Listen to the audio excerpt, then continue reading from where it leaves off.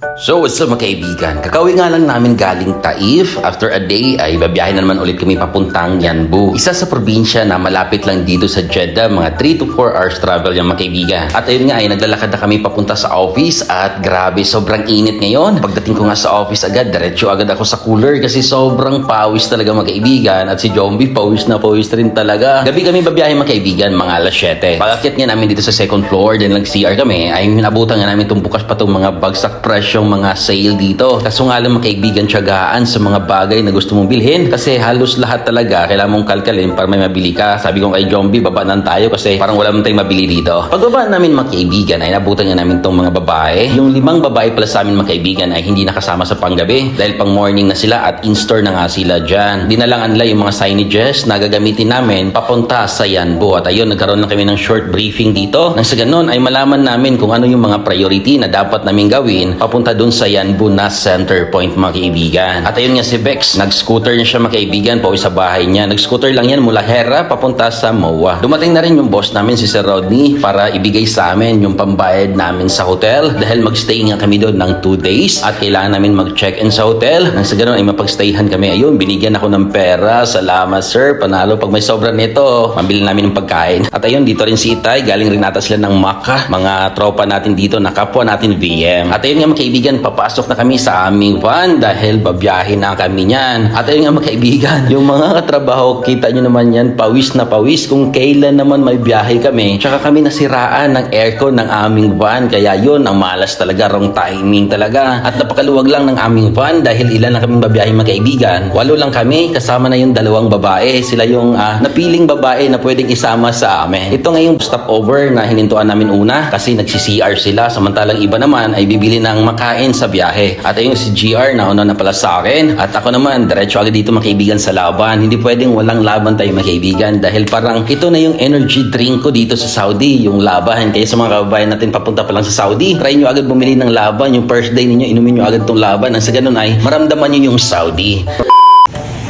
Grabe, sobrang init. Ano, okay lang ba kayo guys? Guys, Malamig ba? Naman. Bakit si Pauling parang di naiinitan? Bumili kaming ice cream kasi sobrang init sa sakyan namin dito.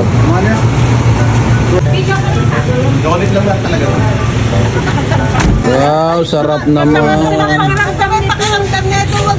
At yun, biyahe na ulit kami at nakarating na nga kami dito sa mismong Dana Mall. Isa ito sa malaking mall o sikat na mall dito mismo sa Yanbu City. Kaya yung mga kaibigan, malaki din yung center point dito na pagtatrabuhan namin. Sa mga matagal na nawala dito sa Yanbu, yan mga kaibigan, sa likod ng Dana Mall ay tad na rin pala ng condominium dito. Puro na building dito sa likod. At ayun, sobrang aga nga namin dumating dahil sobrang bilis magpatakbo ng aming driver. Kaya nagpahinga muna kami saglit. At yun, nag-CR muna kami mga kaibigan. Bukas pa kasi ang mall at hindi pa kami pwedeng magtrabaho mga kaibigan hanggat bukas pa yung tindahan dahil maaring pwede kaming hulihin kasi bawal na ngayon yung expat magtrabaho sa mga mall pag bukas yung tindahan. At pumasok kami dito sa CR, nakita nyo mga kaibigan, pinakita ko lang sa inyo yung CR kung gaano kaganda yung CR dito sa Dana. Grabe oh. Tapos water check, ayun, gumagana. Water check, ayun, gumagana din.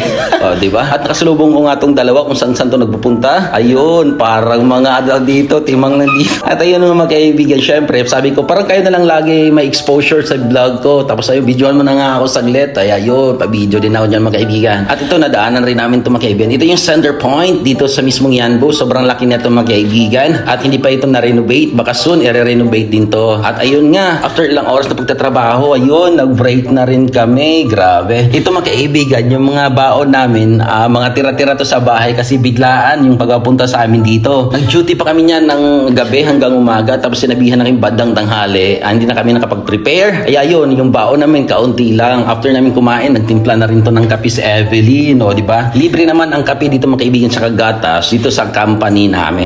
Nag-break ulit kami kaibigan, coffee break after ilang oras na pagtatrabaho. At andito pala sila Jovan tsaka si Ronnie. Sila yung 2 kababayan natin na in charge dito sa center point, dito sa Yanbu. Kaya pag nagpunta kayo dito sa Yanbu, di nyo ito makikita dahil panggabi yung duty na dito mga kaibigan. Yung mga hinahire at ng mga landmark dito sa center point, mga pupogi, oh, tigita nyo naman yan, pupogi ng mga tropa natin dyan. After ilang oras na pagtatrabaho, natapos din mga kaibigan. At biyahe na rin kami niyan papunta sa aming hotel. Ayun, ang ganda dito mga kaibigan. kaibigan sa Yanbu. Dahil ang dami ng mga punong kahoy dito na nagsisilakihan. At ayun, biyahe kami niyan mga kaibigan around 20 minutes ata papunta dun mismo sa aming hotel. Kasi medyo malayo-layo mga kaibigan yung dana kasi parang nilagay siya sa isang disyerto area. Malayo siya sa syudad. Ayan o, ang dami ng mga punong kahoy dyan na makikita. Yung mga dates na yan mga kaibigan, hindi po yan niyog. O diba? Napakaaliwalas bumiyahe dito kasi wala talagang gaanong sasakyan sa area na to. Ayun nga, nakarating na kami. Bumaba na kami sa aming van at dito na kami papunta sa hotel namin. Binaba lang namin aming mga gamit. Ilan lang kami nakamaleta kasi 2 days lang naman to. Yung iba naka-backpack na lang. Dito kami magstay sa hotel na lagi naming pinag-stayhan sa tuwing napunta kami dito. At kinausap na nila yung caretaker kung ilang room ang kukunin namin. Kilala na kasi kami mga kaibigan ng caretaker dito dahil ilang beses na rin kami pabalik-balik para mag-check-in dito. At ayun na nga mga kaibigan, ito yung itsura ng hotel na pinag-stayhan namin. Maganda ito mga kaibigan, malinis at komportable naman. Tapos 100 SR lang per room. Kaya yun, isang flat, 2 room, 200 SR yung binayaran namin. O diba, napakamura. Pagkatapos niyan mga kaibigan, dali-dali agad kaming kumain dahil sobrang gutom na kami mga kaibigan. At yung ulam namin, yung iba dyan, di namin kinain kagabi para may makain kami. Meron din kaming itlog dyan na may kamatis. Ayun o, binili pa namin yan sa Panda kagabi. Kaya yun, kainan mga kaibigan, sobrang gutom na gutom talaga kami. Di na namin inisip kung ano ulamin kinagabihan. Basta makakain lang kami mga kaibigan, o diba? Tapos yun, kwentuhan saglit, sharing ideas dito mga kaibigan pagkatapos naming kumain. Maritesan na naman, Diyos ko. So hanggang dito ang ating vlog mga kaibigan. Maraming salamat sa panood at God bless sa ating lahat. Paalam!